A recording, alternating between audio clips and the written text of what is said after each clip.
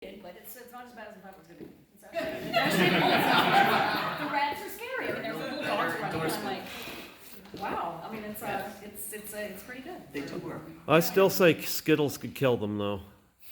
Skittles is his cat. Yes. So I'm actually I love the performances. Like they're not bad actors. Like everybody's really good in Well, it. there's two of them right now, anyway. But everybody's really good in it. Yeah. The eye rolling is fabulous. And the Robin Barker haircut, of course. Yes. My long shag. That's coming back. It's in style again. I gotta say, the funniest thing is you walking away. Yeah, that's good. I like that. You know, if you're in a relationship with me, you'd see that a few times. If you're a friend, you'll see that a few times. Yeah, it's all good. Yeah. So you and Sam Groom, what was that like? Was he a good You know, kisser? like here's the thing. He's so good in it. He's so attractive. Where is he? Like he's Maybe he just didn't want to do it anymore. Yeah. Sometimes people just don't want to, like, you know, they did it and they got Yeah. older and they Yeah. like, oh, that's You know, it's kind of intimidating, you know, to be that young. Maybe it isn't. It depends where you're from, but from Dundas, Ontario, it's intimidating to come on to an older guy like that. Yeah, I think you liked him. I think so too, because you know it's kind of Yeah. attractive for an older guy to be attracted by younger women. Yeah, I would imagine. But it's now, a thrill. now that would be bad news for a teacher. You think? And if you're a hockey player too. Did anybody see that CBC documentary about our junior Canadian team? Jeez, no, okay, let's not go there. Oh, right they'll now. tell you after. So you guys didn't share any scenes with Scatman Crothers, but did you happen to meet him? No, but I remember thinking, oh my God, Scatman Crothers is in this Yeah, movie. yeah. I remember going to see the scene in the tunnel we were shooting, because I lived in that area. Is And that I just went and stopped by the set. I didn't get to actually meet him, though, but I kind of saw him. Because he was, he's Scatman Crothers.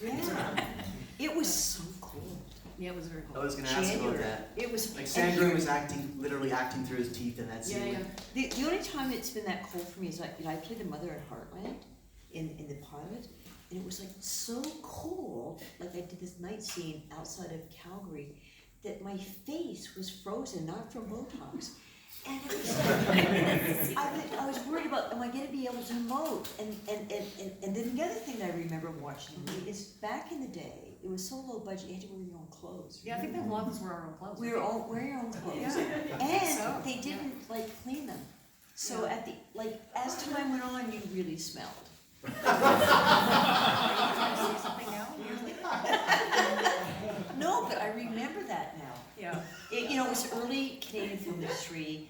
You had to wear your own clothes. You had to supply 3 outfits that you got paid like $12 for wearing them. And they didn't wash them. Nice. Yeah, I remember that, but I believe you. But she was a Zest girl, so she always smelled good. Remember Zest? Zest? Yeah. Soap? You're maybe Leslie was in the shower smiling for whoever was as well. You're not fully clean? That's just And she was also, remember this, like I'm looking around and there are some people that might remember the Pepsi challenge? Yeah. She did it. The two, Yeah, there's no such thing as documentary. Yeah. And Yeah. she went like, when she drank the Pepsi. Yeah, I remember making that. I was really nervous about the shower scene in the Zest commercial, because I was like, I'm not really gonna be naked, am I? And they're like, no. Yeah, shower scenes, I had an experience like that in The Nest. Yeah. Yeah. Yeah, so what happened in The Nest is, my agent negotiated that I had to wear, I was, no nudity and body stocking. And so lo and behold, the day of the shoot of the shower scene, there was no body stocking. oops. So I remember Roger Phoebe. Corman. Yeah. I remember Phoebe Cates. I read an article somewhere where, they're always trying, okay? They're always trying. So, you know, like she had that great body in Fast Times at Ridgemont. Can you remember that? Like, oh She my comes out of the hole. I don't think God. anybody can ever forget it. Yeah, so. yeah. But she had a Man bathing or suit woman. on. But you know, like what happens is they're constantly. It's never over. So I remember reading this article saying that what she did is she put gaffer's tape, which is duct tape, on her nipples. So I thought, I'm gonna do that. They don't. I'm not gonna be a difficult actress. They don't have my body stocking, which is my contract. I'm gonna put on. I'm gonna do Phoebe Cates. So I got the gaffer's tape over my breasts, and after each take, the DP would go, "We're seeing the gaffer's tape." So he said, "Could you just take off the gaffer's tape?" I said, "Look, if you're seeing the gaffer's tape, just covering my nipples, you're seeing too much." And I'm labeled the difficult actress. So then they break for lunch, and Julie Corman comes into my trim and she goes, "I heard you're difficult to work with." It's a woman saying this to me. A woman. Whoa. And she goes, "And you won't do nudity." I said, "I'll do nudity. I did it for John Huston." I said, "But it's not my contract to do nudity in this movie." And I said, "I'm supposed to have a body stocking, and you don't have one." She shut up and she left, and that was the end of that. But you know, then you're difficult to work with. It's like, yeah. It's never over. Like I didn't go in for it, but you know what? The Lake, you know that Amazon series? Oh yeah, that character. So this one character who is the what's her name? Eureka. It's Carolyn Scott. Yeah, Eureka, who's the Swedish nudist. So I get this call from my agent's assistant saying, "Do you have a problem with swimming in the lake?" And I said, "I don't have a problem with swimming in the lake." I said, "But I have a problem not knowing whether there's any nudity." So they said, You "Well, never saw anything on there's gonna be nudity with you going into the lake." And I'm thinking, I didn't fall off the last asparagus truck, because this happened to me and the man who wasn't there. I'm thinking, if you're catching me on camera getting into the water nude, that's it. It's all over the internet, and the lifers from prison start writing you. The lifers write you. So I said, "No, I don't want to go in for that." So that was the end of that. Yeah. And then Leslie's, partner in life, he was a locations manager up there, and it, like, not only was it like getting into the water nude, but it was like really swampy, muddy. It's Trout Lake, and it's weedy. It's weedy. There's weeds It's the everywhere. Canadian way. And I didn't swim in the lake. With Why did you go in? I'm she like, did, no, I'm not with a gonna- bathing suit on. Yeah. Yeah, but I was like, no, I'm not gonna get all those weeds and the Yeah. fish and everything. There was no transparency. Yeah. But it's a good show. You should watch it. It's really good. It's no deadly eyes. It's no deadly eyes. And So. any other observations from Reel 1 before we get to Reel 2? Oh yeah, so Reel 1, we love Sarah Botsford. Mm-hmm. No, Such an epic actress. Cease Linder, who Cease some of you might not know, but they actually have a sound place in Actra, which is our union, named after Cease Yeah, Linder. he's a legend. He's a legend. And then that actor, the guy, Kevin Fox. Kevin Fox. He's good. He's I so worked with good. him twice in this and then See the guy wearing the shirt that said Fox? No. No, he's wearing the with the Hoser hand. shirt. Oh, right. Yeah, He's yeah. wearing the Hoser shirt. Yeah, he was the guy in the guitar, like pretending he's playing. He's so good in it. He was good.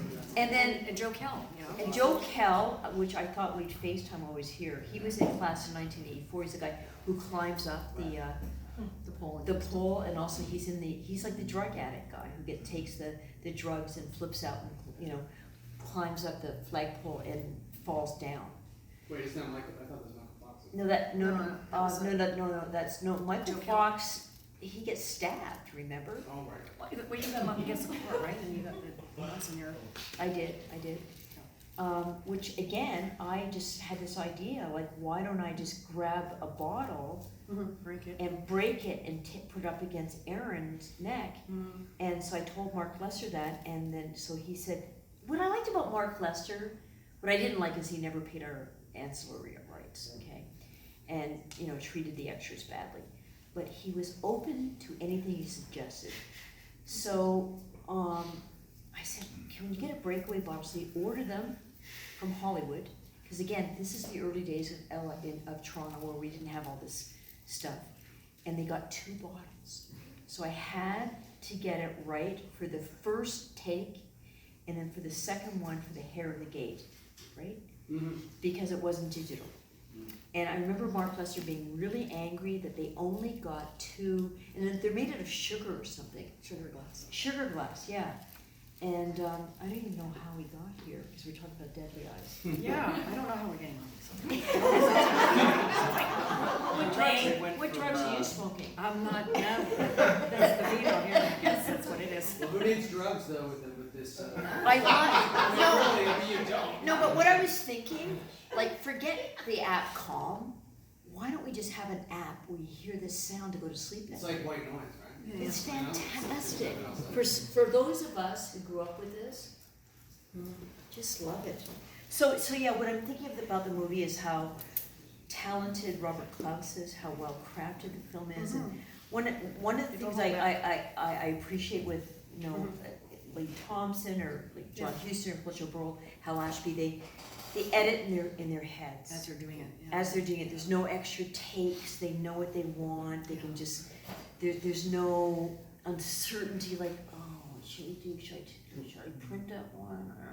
No, they just know, and that's how Robert Klaus is. And like what I equate it to is like, as an actor, when you're like a jockey on a horse, and the horse can feel whether you're an experienced jockey.